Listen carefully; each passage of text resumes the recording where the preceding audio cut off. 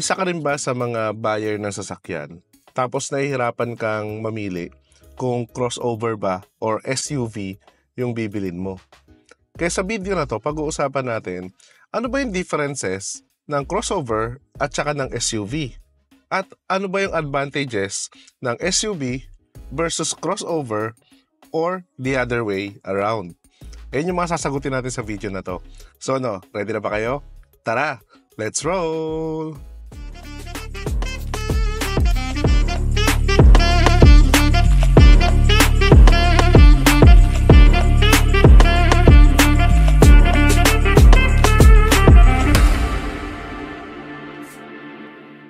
So let's talk about differences ng SUV at saka ng crossover.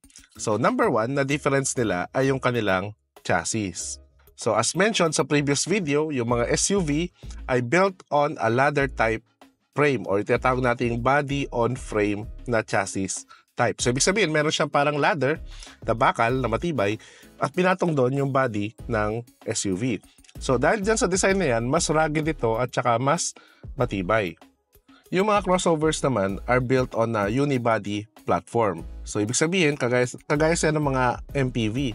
Pinagsama na sa isang structure yung body at saka yung lower panel ng kanyang body. So because of that, mas lighter ang mga crossover compared sa SUV. Pero don't get me wrong guys, matibay din naman ang mga crossover. Di hamak lang na mas matibay yung mga body on frame which is yung mga SUV type. Next na difference ay yung kanilang size and capacity. Technically speaking, talaga namang mas malaki ang mga SUVs compared sa mga crossovers. Kaya yung mga SUV, kaya niyan mag-seat up to 7 person. At yung mga majority ng mga crossovers naman, up to 5 person lang.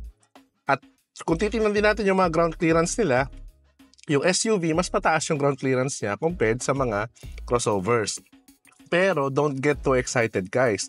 Kasi kahit mas konti ang people capacity o person capacity ng mga crossover, mas malaki naman yung cargo space niya compared sa mga SUV kapag lahat ng seats ay naka-up.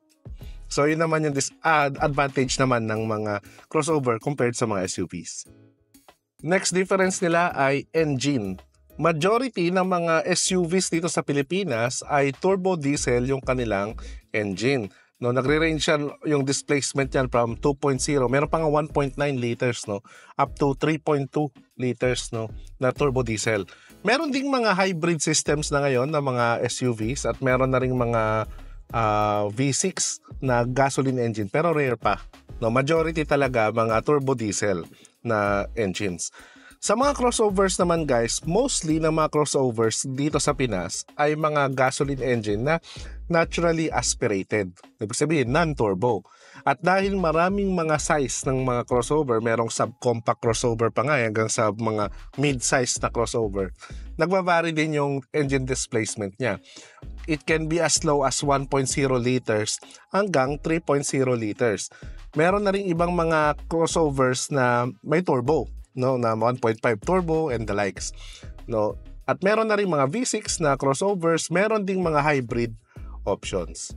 So yun yung difference nila sa engines. Next na difference ay drivetrain naman. Sa mga SUV guys, merong mga two-wheel drive na SUV. Kapag two-wheel drive yung SUV mo, mostly, rear-wheel drive yan. Pero syempre, meron din mga four-wheel drive o yung mga 4x4 option sa mga SUV. Sa mga crossover naman, nagbavary talaga. Madalas sa mga crossover is two-wheel drive na front-wheel drive. Pero may ilang mga crossovers din na rear-wheel drive, meron din namang four-wheel drive, meron ding all-wheel drive. So mararanasan mo lahat ng klase ng drivetrain sa mga crossover. Depende na lang kung hanggang saan yung kaya mong i-budget. Kasi doon nakadepende kung anong drivetrain yung makukuha mo na crossover.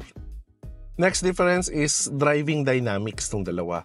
So yung mga SUVs guys, since mas pataas yung kanilang ground clearance, talagang kapag mabilis yung takbo mo tapos zigzag, mga high speed turns, ramdam mo talaga yung body roll niya.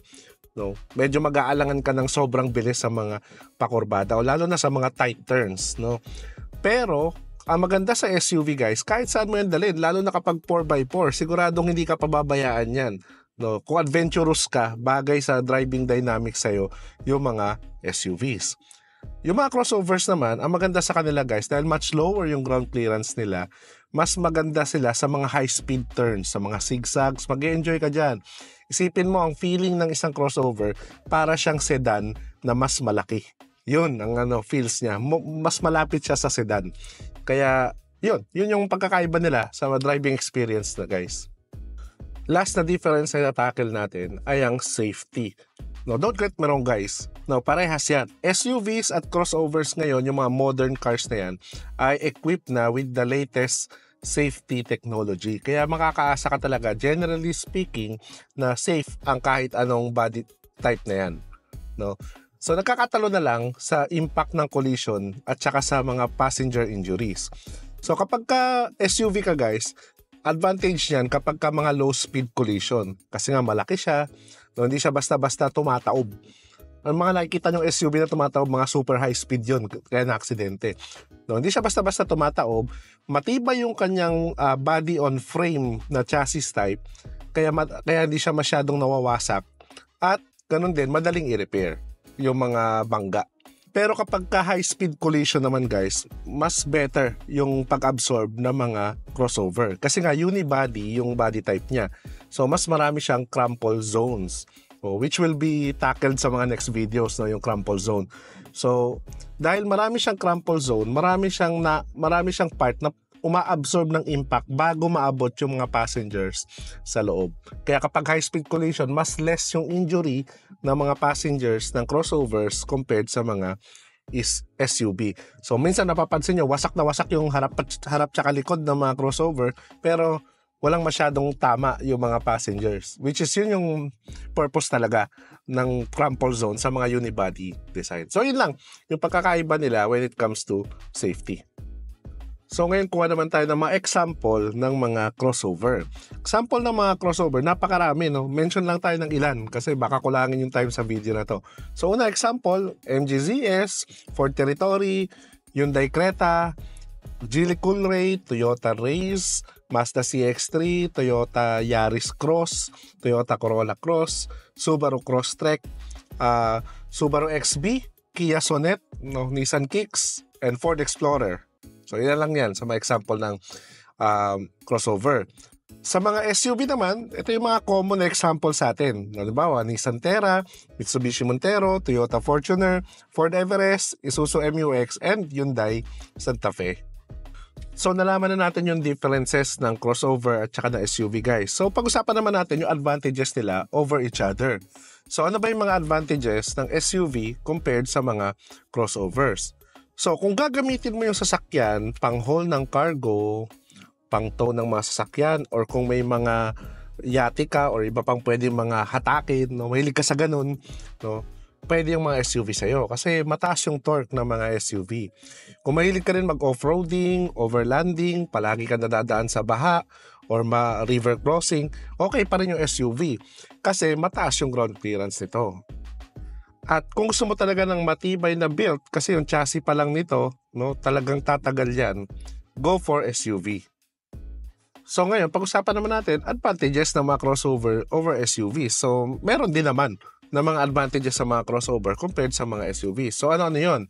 So kung gusto mo ng balance ng cargo at saka passenger space, mas okay yung mga crossover. Kasi yung rear cargo capacity ng mga crossover, mas maluwag compared sa mga SUV. Minsan sa SUV, kailangan mo talaga mamili. No? Kung maglalagay ka ng cargo, minsan kailangan mo i-fold yung third row seat or minsan baka kailangan mo pa nga i-fold yung second row seat.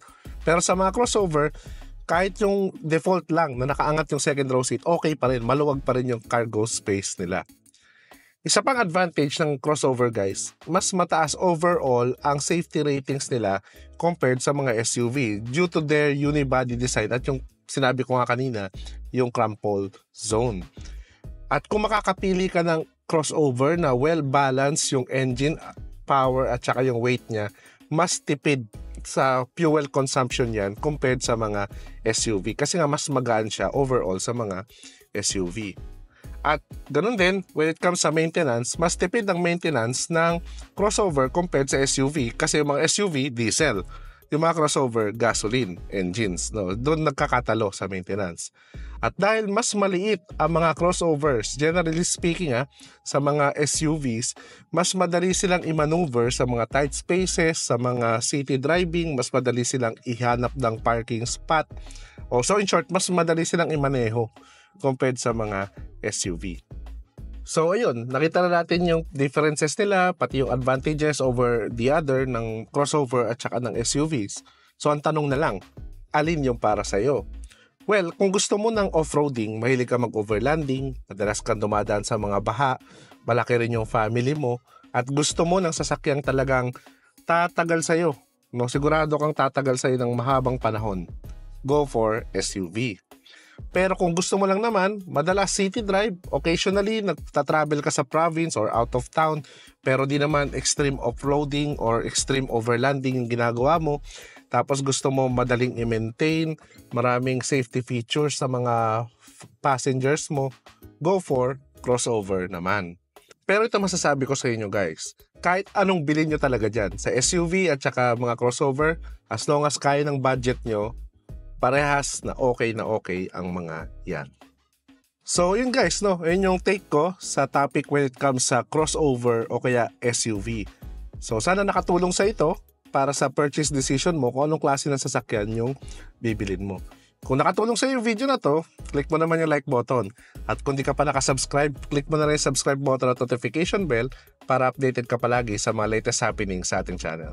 Till our next videos guys, always remember, drive safe and enjoy!